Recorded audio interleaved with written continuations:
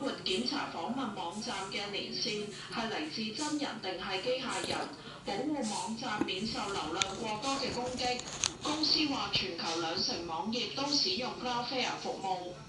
由於兩大科技巨頭亞馬遜同微軟嘅雲端服務早前同樣故障，影響全球多個網頁同平台。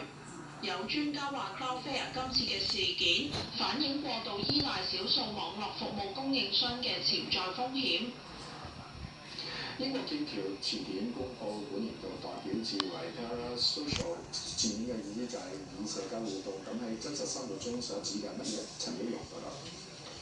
英國劍橋詞典指出，本年度代表字 Parasocial 最先喺1950年代由社會學家創造，當中詞最詞 para 嘅意思係指類似於或者平衡於，但係同佢分離。詞典將呢個詞彙定義為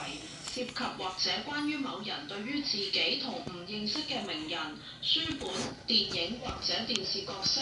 同埋人工智能等等之間所感受到嘅連結。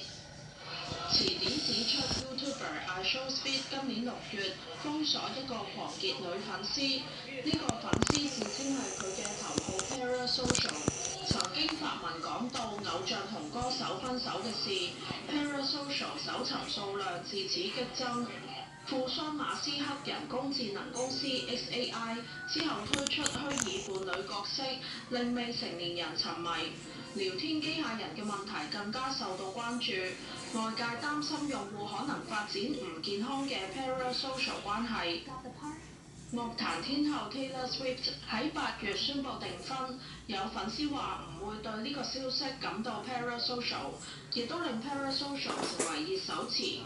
佢亦都可以同其他名詞配搭，例如樂隊 One Direction 成員佩恩逝世之後，有粉絲話感到 Parasocial grief，